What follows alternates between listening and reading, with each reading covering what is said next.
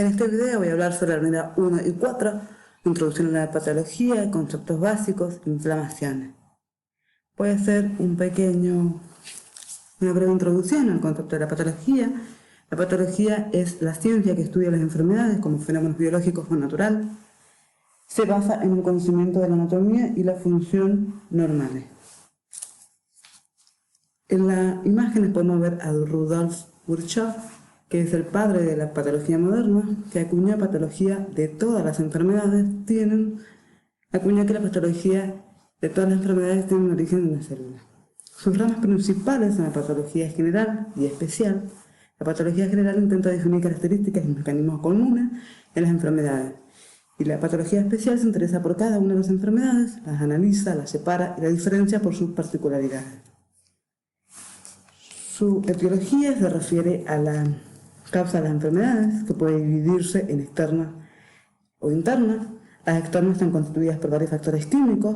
Las causas internas se incluyen en los factores genéticos, que pueden ser unifactorial por un solo agente causal o multifactorial por varias condiciones que favorecerán el desarrollo de la enfermedad.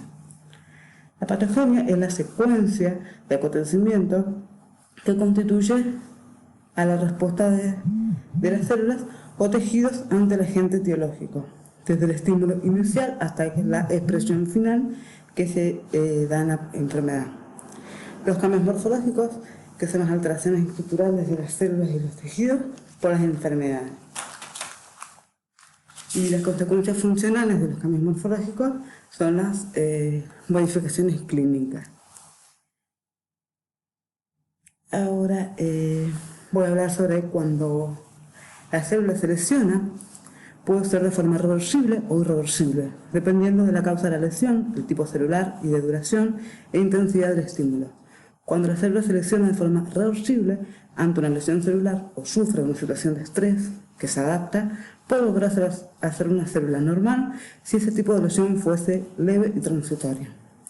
Si fuese grave, en cambio, la célula sufriría una lesión irreversible y culminaría con la muerte celular mediante necrosis patológica o apoptosis fisiológica o patológica.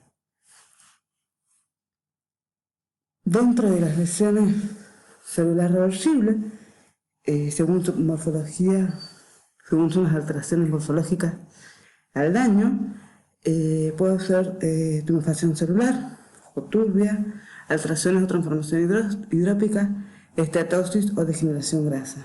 Donde la tumefación celular es el tipo de lesión que se denomina un cambio hidrópico y es común que se presente en los órganos parenquimatosos, tales como el hígado, riñones, vaso o el miocardio.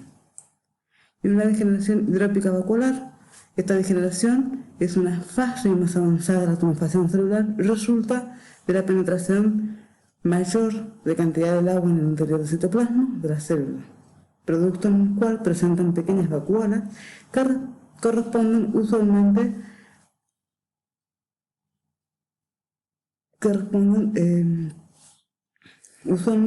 a segmentos invaginados separados secuestrados del retículo endoplasmático. Y la degeneración grasa, también denominada esteatosis, cambio graso o infiltración gaseosa, la lesión se presenta mayormente en el hígado y se caracteriza por una acumulación irregular de grasa dentro de la célula. Entran los lípidos de la estructura celular. En cambio, en el daño irreversible, vamos a encontrar la muerte celular, que es la necrosis, y la necrosis más importante es la coagulativa y licuefactiva.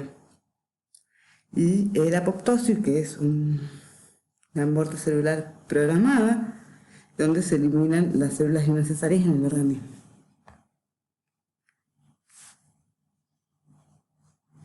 La inflamación es una respuesta del sistema inmune a un daño en el organismo. El daño puede ser causado por agentes de distinta naturaleza, por ejemplo mecánico, como puede ser de un golpe o una fractura, infeccioso por alguna bacteria o virus, químico por algún contacto con una sustancia agresiva.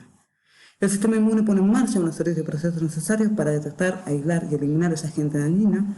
Posteriormente se iniciarán mecanismos de recuperación del tejido dañado. Estos procesos dan lugar a las características del atleta de Celso: rubor, calor, tumor, dolor. El calor y rubor son debido a una acumulación de sangre en el tejido afectado. El tumor es el aumento de tamaño de la zona inflamada y se produce por la acumulación de células inmunes y la salida del líquido plasmático. El dolor es por la acción de la presión y algunos mediadores sobre la terminación nerviosa. Hay dos tipos de inflamaciones, la aguda, que es el comienzo rápido y de duración corta, y en la que predomina el exudado de fluido plasmático y la acumulación de linfocitos.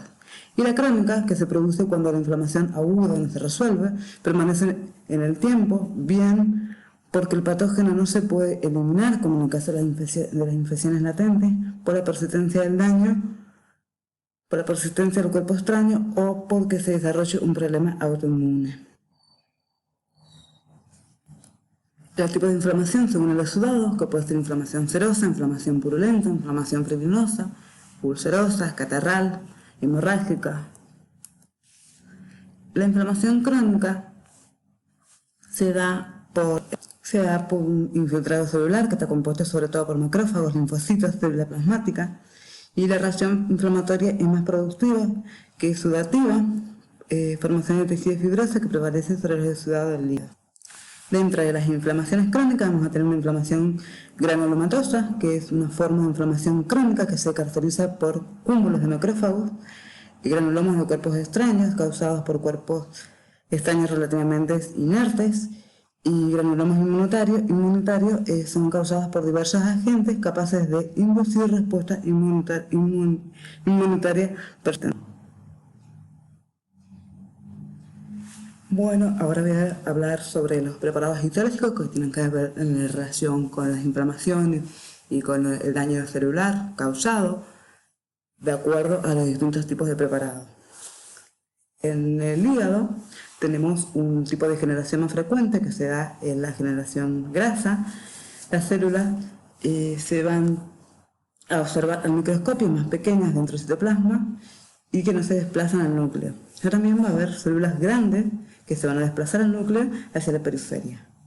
La presencia de esta degradación se debe a que hay una grasa en el hígado, y en la degeneración hialina, que se trata de inclusiones intracelulares generales causadas por toxina. Si esta lesión no se logra detener, se va a sufrir una necrosis de tipo coagulativa debido a una gran cantidad de sangre que hay. En el pulmón se puede sufrir una degeneración hidrópica debido a la presencia de aguas en las células, donde están aumentadas de tamaño. La necrosis es la principal causa o daños de las aglomeraciones de los glomerulares celulares como traumatismo. En el vasto se observa una degeneración hialina y lo más afectado serán las fibras reticulares y colágenas, que puede ser posterior a un proceso de inflamación de la serosa o enfermedades autoinmunes o traumatismo. En el riñón se puede tener una degeneración hidrópica, donde solo afecta a los túbulos renales. Las vacuolas harán que los núcleos se desplacen a la periferia. Como también podemos encontrar otras enfermedades relacionadas con el riñón, como la glomerulonefritis. Va a haber siempre una relación con las inflamaciones, con los tipos de las lesiones celulares, serían los daños, porque para un daño celular va a ocasionar una inflamación, va a estar siempre relacionada con las alteraciones celulares. Espero que se haya entendido mi breve clase sobre los dos tipos de preparados.